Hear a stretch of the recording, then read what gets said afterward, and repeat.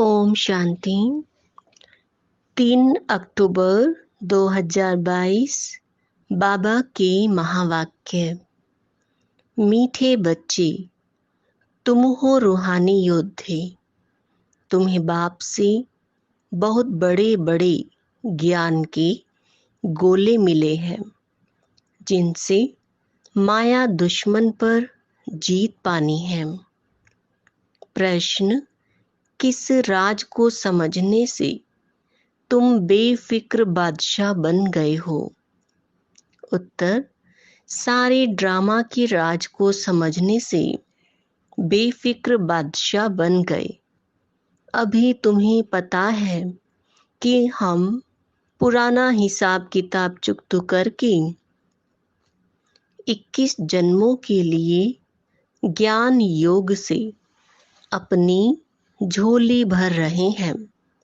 हम शिव बाबा के पोत्रे, ब्रह्मा बाबा के बच्चे हैं, तो फिक्र किस बात की करें?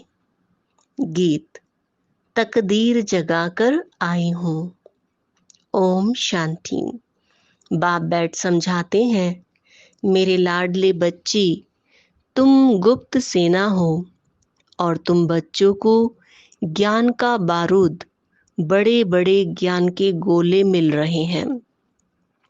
तुम जानते हो, यह वही गीता का एपिसोड अर्थात वही ड्रामा का पार्ट फिर से बज रहा है।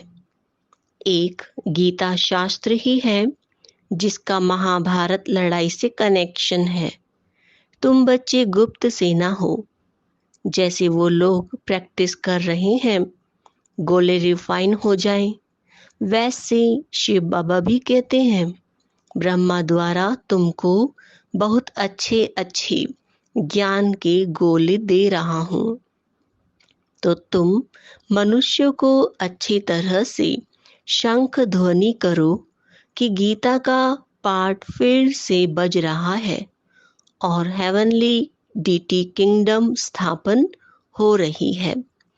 तुम बच्चे अपने लिए राजाई स्थापन कर रहे हो। वह सेना मेहनत करती है राजा रानी के लिए। तुम अपने लिए ही माया पर जीत पहन 21 जन्मों की बादशाही लेते हो। 5000 वर्ष पहले मुआफिक। यह तो तुम्हारा ही बुद्धि में है कि बरोबर हम अपनी तकदीर बना रहे हैं। वह तो अल्पकाल के लिए बड़ी तनख्वाह लेते हैं। यहाँ तुम हर एक अपने लिए 21 जन्मों की प्रारब्ध बनाते हो। तुम मम्मा बाबा से भी ऊंच जा सकते हो, परंतु विवेक कहता है, मम्मा बाबा से ऊंच कोई जा नहीं सकता। भल सूर्य चांद को ग्रहण लगता है, परंतु टूट नहीं सकते। सितारे तो टूट पड़ते हैं। बाबा कहते हैं, मेरे लाडले बच्चे, मैं तुम बच्चों को क्यों नहीं याद करूंगा? ऐसे सीखी लद्दे बच्चे क्यों नहीं याद आएंगे? परंतु अनुभव कहता है, बच्चे बाप को याद करना भूल जाते हैं। अपने को सजनी समझने से भी बच्चे समझेंगे तो जास्ती ताकत मिलेगी, क्योंकि सजनी तो हाफ पार्टनर है साजन के साथ। बच्चे तो बाप के फुल वारिस हो जाते हैं। इसलिए बाबा कहते हैं कि हमको ज्ञानी तो आत्मा से प्यार है, ध्यानी को साक्षात्कार की इच्छा रहती है। जो सारा दिन बाबा बाबा करते रहेंगे उनको तो ज्ञानी कहेंगे। बाबा को ज्ञान का बहुत शौक है। अभी तुम्हें ज्ञान के गोले मिल रहे हैं, यह नई बात है ना? ध्यान में बहुत साक्षात्कार आदि करते हैं, परंतु उनको ज्ञान कुछ नहीं मिलता। बाबा ऐसे भी नहीं कहते ध्यान खराब है। भक्ति मार्ग में साक्षात्कार होता है तो खुश हो जाते हैं, परंतु मुक्ति धाम में जा नहीं सकते। बाबा कहते हैं, तुम मेरे धाम में आने वाले हो तुम जानते हो इस ज्ञान से हम भविष्य प्रिंस बनेंगे। देवताएं यहाँ तो नहीं जो इन आंखों से देखें। चित्र तो है ना, कृष्ण को तुम देखते हो, वहां प्रिंस प्रिंसेस की रास विलास होती है, अथवा बाल लीला भी देखते हैं। परंतु महारानी कब बनेंगे, कब वह प्रिंस मिलेगा, वह तो पता ही नहीं है। बाबा साक्षात्कार कराते हैं कि निश्चय हो जाए कि हम भविष्य महारानी बन रहे हैं। ज्ञान से भी समझ सकते हैं कि वहाँ हमारी आत्मा और शरीर दोनों पवित्र होंगे। यह जो हम सो का मंत्र है वह अभी का ही है। शिव बाबा को याद करने से ताकत मिलती है। हाथम ताई का खेल दिखाते हैं, मुहल्ला डालते थे तो माया उड़ जाती थी। बाबा खुद कहते हैं, हे लाडले बच्चे, बल सब कुछ काम काज करो, सिर्फ बुद्धि से बाप को याद करना है। तुम्हारा है एक परम धाम। वो लोग यात्रा पर जाते हैं तो बहुत फिरते रहते हैं। चारों ही धाम बुद्धि में होंगे। तुम्हारी बुद्धि में सिर्फ एक परम धाम है। कोई से पूछो तुम क्या चाहते हो, कहेंगे मुक्ति। सन्यासी भी शांति के कारण घर बार छोड़ते हैं, जंगल में जाते हैं, समझते हैं हम जन्म मरण से छूट जाएं, मोक्ष मिल जाए। परंतु हमेशा के लिए कोई छूट नहीं सकते। वह अनादि बना बनाया ड्रामा है। इस ड्रामा के राज को कोई जानते नहीं। क्रिएटर, डायरेक्टर, प्रिंसिपल, एक्टर को नहीं जानते हैं। तुम जानते हो। इस ड्रामा के पूरे 4 भाग हैं। ऐसे नहीं सत्युग की आयु लंबी है। जगन्नाथपुरी में चावल का हंडा चढ़ाते हैं तो उनके पूरे 4 भाग हो जाते हैं। यह दुनिया है ही 4 युगों का ड्रामा। उनके आदि मध्य अंत को तुम ही जानते हो। यह खेल है। हम ही देवी देवताएं राज्य करते थे, फिर हमने ही हराया, फिर हम जीत पा रहे हैं। 5000 वर्ष की बात है। यहाँ हर एक अपने लिए पुरुषार्थ करते हैं।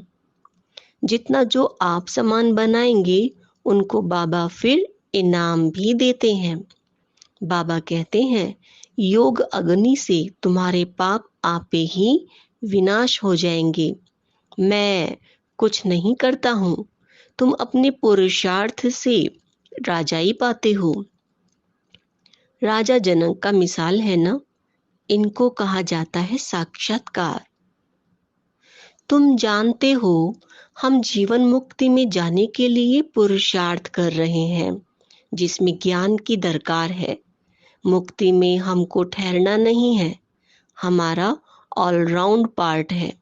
जैसे रेल में तुम आते हो तो वाया अहमदाबाद करते हो ना, हमको भी जीवन मुक्ति में जाना है वाया मुक्ति। घड़ी घड़ी परम धाम को याद करो। उन स्कूलों में 5-6 घंटा पढ़ते हैं, यहाँ इतना नहीं पढ़ सकते। इसलिए कहा है कि एक घड़ी आधी घड़ी। इसमें अमृत वेला अच्छा है। स्नान भी अमृत वेले किया जाता है। एक बार मुरली सुनकर फिर यह पॉइंट्स रिपीट करते रहो। टेप में मुरली भरी जाती है। भल तुम 15 दिन के बाद सुनेंगे तो भी सुनने से रिफ्रेश हो जाएंगे। कोई पॉइंट्स ध्यान में नहीं होगी तो झट ख्याल में आ जाएगा। मुरली के नोट्स अपने पास रखने अच्छे हैं। यह बारूद है ना। बहुत बच्चे तो नोट्स रखते हैं, जैसे बैरिस्टर, सर्जन लोग अपने पास भी बहुत किताब रखते हैं। जो बहुत किताब पढ़े होते हैं वह अच्छी दवाई दे देते हैं। कोई तो अच्छी रीति नोट्स भी लेते हैं, कोई नोट्स भी नहीं ले सकते। बाबा कहेंगे यह भी तुम्हारा कर्म बंधन है। वह भी उनके ही विकर्म है। तुम बच्चे जानते हो हमारी राजधानी स्थापन हो रही है।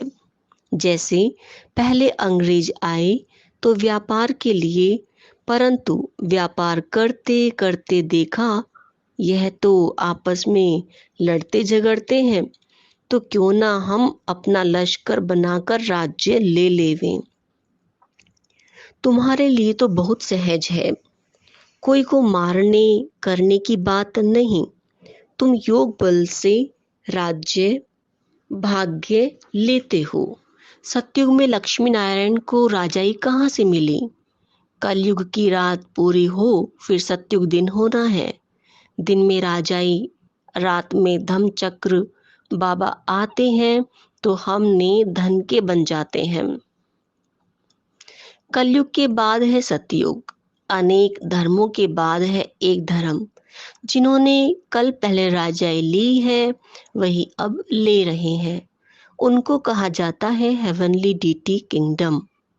अभी तो है हेल, और निर्वाण धाम है ब्रह्मांड, जहां तुम अंडे मिसल रहते हो। तुम्हारी बुद्धि में सारे ब्रह्मांड और सृष्टि की नॉलेज है। कितनी सहज बात है। मुख्य है गीता की बात। गीता में भगवान का नाम बदल दिया है। यह है ज्ञान के गोले। एक बात को युक्ति से समझाओ। इस समय सब दुबन दलदल में फंसे हुए हैं। बाबा आकर दुबन से निकालने के लिए साधना कराते हैं। माया ने पंख तोड़ दिए हैं, उड़ नहीं सकते हैं। अभी सबको पवित्र बनकर वापस जाना है।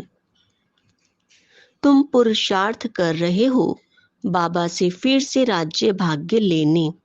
बाप समझाते हैं कि तुमको खुशी रहनी चाहिए। जो अच्छी तरह धारण कर आप समान बनाते रहेंगे उनको बहुत खुशी रहेगी। नंबर 1 जो पास होगा उनको जरूर खुशी होगी ना। गवर्नमेंट की स्कॉलरशिप देती है। तुम्हारी भी माला बनी हुई है। 108 की भी माला होती है, 16,108 की भी होती है। एक बॉक्स बनाते हैं, उसमें डाल देते हैं। अब तुम समझ गए हो यह माला किसकी है। रुद्राक्ष की माला किसको कहा जाता है? पहले है ब्रह्मा की माला। बाप रचना रच रहे हैं ना। जो ब्रह्मा की दिल पर चढ़ते वही शिव बाबा की दिल पर चढ़ेंगे। यह है ब्रह्मा की माला। सब बच्चे हैं ना, तो पहले उनकी माला फिर रुद्र माला बननी है, फिर जाकर विष्णु के गले में पिरोएंगे।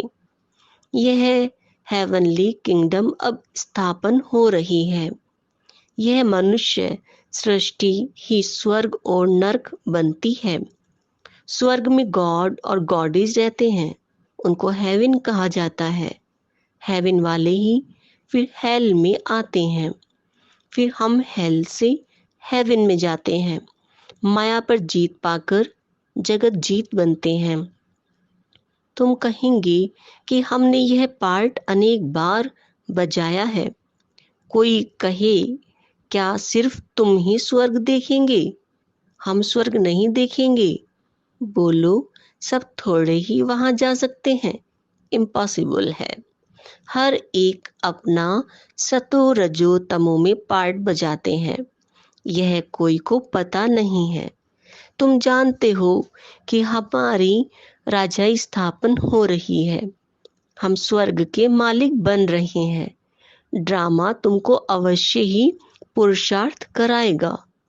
ड्रामा में इनसे मुरली चलवा रहे हैं। पुरुषार्थ बिगड़ तुम रह नहीं सकेंगे, बैठ नहीं जाएंगे। कल पहले जैसे मुरली चलाई है वही ड्रामा अनुसार चलेगी।